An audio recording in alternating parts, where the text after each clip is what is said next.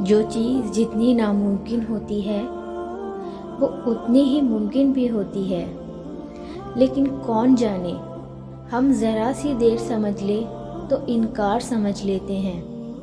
صبر اور دعا کی ضرورت ہے، پھر تم دیکھو گے اس دیر کے بعد کن فرما دیا جائے گا اور تمہاری من پسند چیز کو تمہیں عطا کر دیا جائے گا۔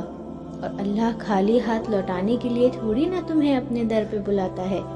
وہ اگر تمہاری دعائیں نہیں بدل رہا تو جان لو اس نے اب قبولیت کا ارادہ کر لیا ہے۔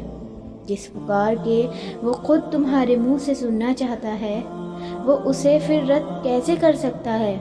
اگر اللہ تمہارا دل بدل نہیں رہا تو یقین رکھو کہ وہ تمہارا نصیب بدلنے پر راضی ہے۔ اکثر ہمیں زندگی میں صرف ایک امید بھرے اشارے کی ضرورت ہوتی ہے۔ ہو سکتا ہے کہ تمہارے لیے اشارہ ہو کہ جس چیز پر تم امید ہار چکے ہو سکتا ہے کہ اس کا ہونا اب بھی ممکن کہ جن چیزوں کا مل جانا تمہیں ناممکن لگتا ہو سکتا ہے تمہاری کوششوں سے ان کا حصول بھی ممکن ہو۔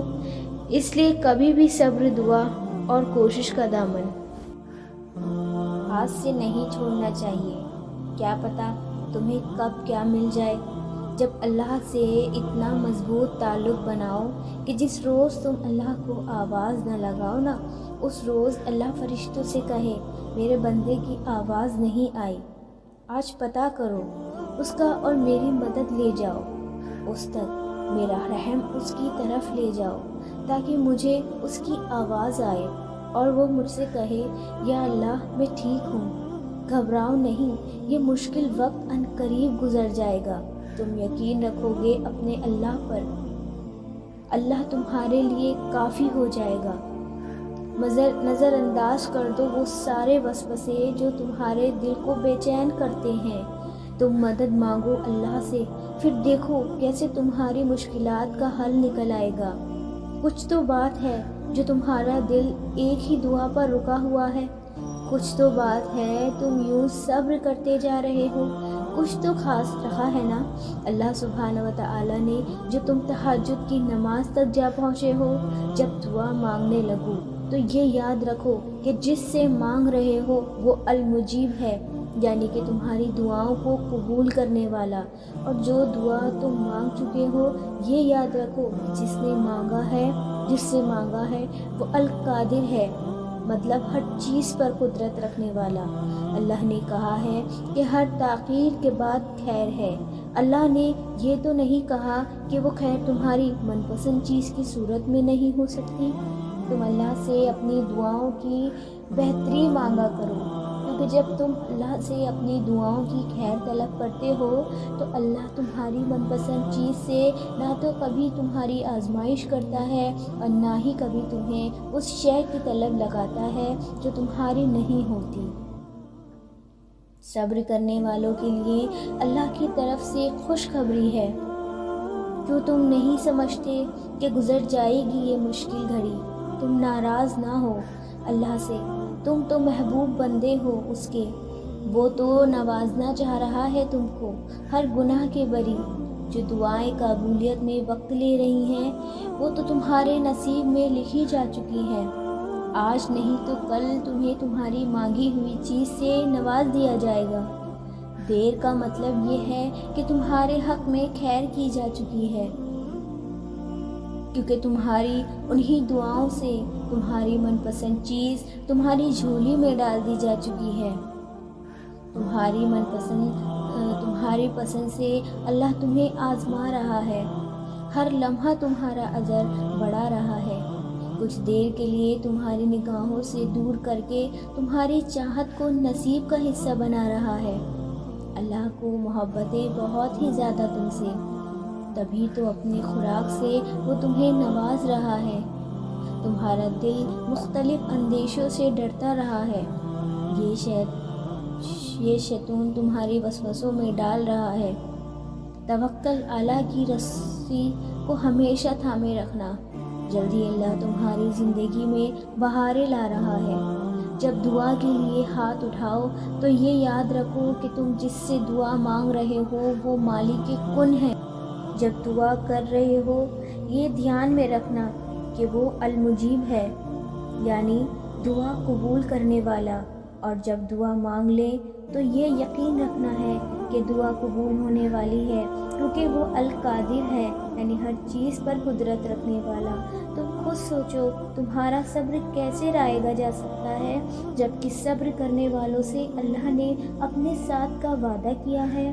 جس کے ساتھ اللہ ہو پھر اسے کس بات کا ڈر ہو سکتا ہے؟ جس کے ساتھ اللہ ہو وہ پھر کبھی بھی کمزور نہیں پڑ سکتا۔ ضرور قبول ہوگی تمہاری دعائیں، یہ وعدہ ہے تم سے اللہ کا۔ اللہ تمہاری بہتری کے لیے تاخیر ضرور کرتا ہے، لیکن وہ بھولتا نہیں ہے نہ تمہاری دعاؤں کو اور نہ اپنے وعدوں کو۔ اللہ تعالیٰ سے صرف اپنی خواہشات پوری کرنے کے لیے نہ مانگا کرو، بلکہ اللہ کو اپنا دوست بنانے کے لیے مانگا کرو۔ کسی وجہ کے تحت اس کو یاد نہ کرو، بلکہ اس کو راضی کرنے کے بہانے ڈھونڈا کرو۔ دنیا کی عارضی چاہیں نہیں، بلکہ خدا کی دوستی مانگا کرو، کیونکہ جب تمہاری رضائی خود کی دوستی تک ہو جائے گی تو پھر پریشانی کیسی اور دکھ کیسا؟ اللہ تعالیٰ تو اپنے ہر بندے کے ساتھ ہوتا ہے، مگر اس کا کوئی بندہ ہی اللہ تعالیٰ کا دوست ہوتا ہے۔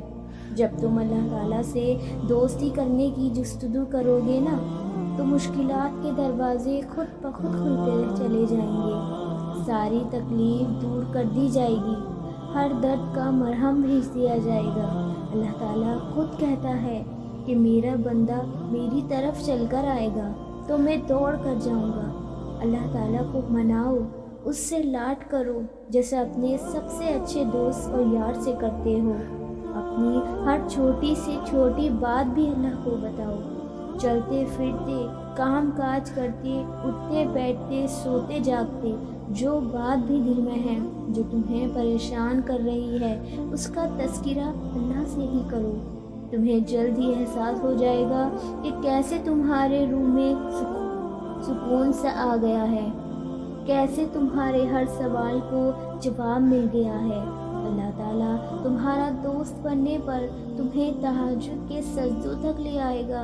تمہاری دلی مراد چاہے پوری ہو یا نہ ہو، تمہیں بے شک وہ ملے یا نہ ملے جو تم مانگ رہے ہو، لیکن تمہیں خدا ضرور مل جائے گا۔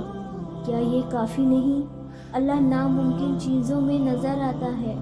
وہ چیزیں ہی ہوتی ہیں جن کے ہونے کا ہم تصور بھی نہیں کر سکتے، جب وہ دروازے کھلتے ہیں جن کے کھلنے کی ہمیں امید بھی نہیں ہوتی، جب وہ راستے ہمیں اس منزل تک لے جاتے ہیں جس کا ہمیں گمان بھی نہیں ہوتا۔ حالات کا بدلنا، بند دروازوں کا کھلنا، راستوں کا منزل تک لے جانا، آپ کو لگتا ہے یہ سب بلا وجہ ہو جاتا ہے؟ آپ کو لگتا ہے یہ خود ہی ہو جاتا ہے؟ وہ جو رہنما کے ساتھ آسمانوں کے پار آگ سے بھی قریب گر، یہ ساری پہلیاں اسی کی ہیں۔ ان پہلیوں کا جواب وہ خود دیتا ہے اور ہر انسان کو دیتا ہے، بس ذریعے مختلف ہوتے ہیں۔ نہ ہونے کا ہونا ہی وہ تب کرتا ہے جب انسان کا یقین زمین اور آسمان سے بہت وسیع ہو جاتا ہے، پھر اس وسیع یقین میں معجزے سماتے ہیں، پھر ان معجزوں میں خدا نظر آتا ہے۔ یقین رکھو جن چیزوں کا خیال اللہ دل میں ڈالتا ہے ان کے لیے جگہ نصیب میں بھی ضرور چھپا کر رکھتا ہے۔